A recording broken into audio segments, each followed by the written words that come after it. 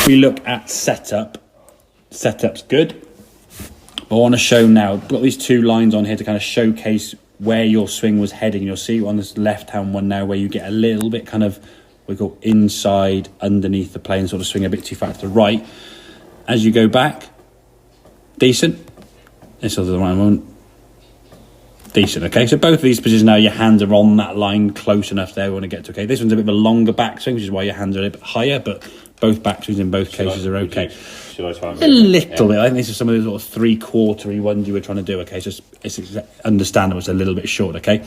As you come through the golf ball now, your club now is going a bit behind you. Club's coming in too far from the inside.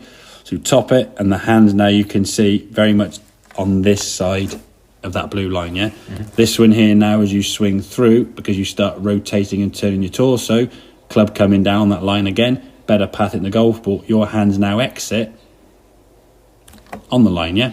So you're swinging the club up and down, basically on that plane line from here, back at the ball, hit that thing on that shelf behind you, kind of feeling again, and rotating through, and that foot now a bit more vertical, whereas this one here now, when you finish it, not really twisting through that much. You're going to get in a similar position at the top of the back, so it's a follow through position, but lower half stuck is generally a sign you've kind of gone a bit that way. And when those hips go forward, you don't really twist. The body then is not twisting, so it's stopping. Club flips over, hooks it left. Then you try and stop a golf ball by going, stop a golf ball. You try and stop the golf ball going like that, and you try and push out to the right, and you top a couple, or you hold on to the club face, that sort of weak, blocky one. So if you're getting hooks, blocks and tops, generally, as the saying goes, like a film, isn't it? Your club's a bit on the inside, dropping underneath, getting a bit flat. You want to get the sensation, really with all clubs, is that club is swinging around the corner, up that left, that yellow line there, round to your left, as we said, so the body's rotating more, your hips and the lower half get out of the way. And as you said, the couple you felt where you've had a bit lazy, you sort of just done nothing, yeah? On all shots, your torso is going to be fully rotated to target, whether it's a chip shot or a pitch, fuller shot, punch shot, three-quarter shot, the last one, or full swing with a driver. But your torso is always going to be facing the target there. Just depends on how far your arms actually go to whether or not it's going to be a full swing. And some of those three-quarter knockdown shots, if you can start playing them, put that into your game, just fairway finders all day. And if you, and I know for a fact, if you went out and played golf, but teed off with just a hybrid or a 3-wood or whatever, hit them 200, 210 in every single fairway on the golf course, you would score under 80. Yeah. You would, wouldn't you? You just wouldn't lose a ball, okay? Unless your putting was dog awful, which that's another thing, I suppose. You'd hit greens, you'd have probably about 8 or 10 birdie putts potentially, because you'd be, I mean, you think, if you think on any of the two courses, if you hit 200 yards on every par 4, and on the par 5 hit another shot 200 yards, you would have 100 yards into the green probably about 10 or 11 times on most holes.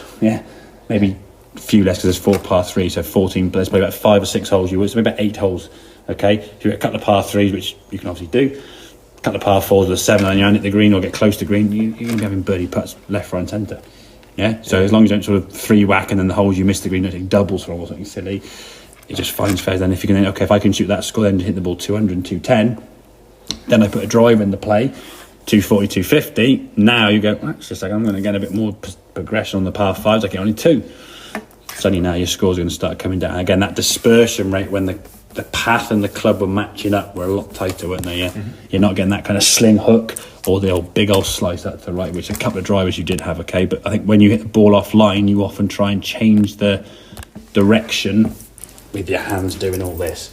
The body has to work better or slightly quieter sometimes. If you're getting a bit slicey coming across it, your body could be working a bit too fast. I haven't seen that much, but unlikely. But just to be aware of that. So it's just matching up the arms and the body swing. If the body's lazy and slow or stiff, hasn't warmed up or hungover or injured or whatever it might be, it doesn't work so much. That club flips over. Okay. Make sense? Yes, mate. Good man, right.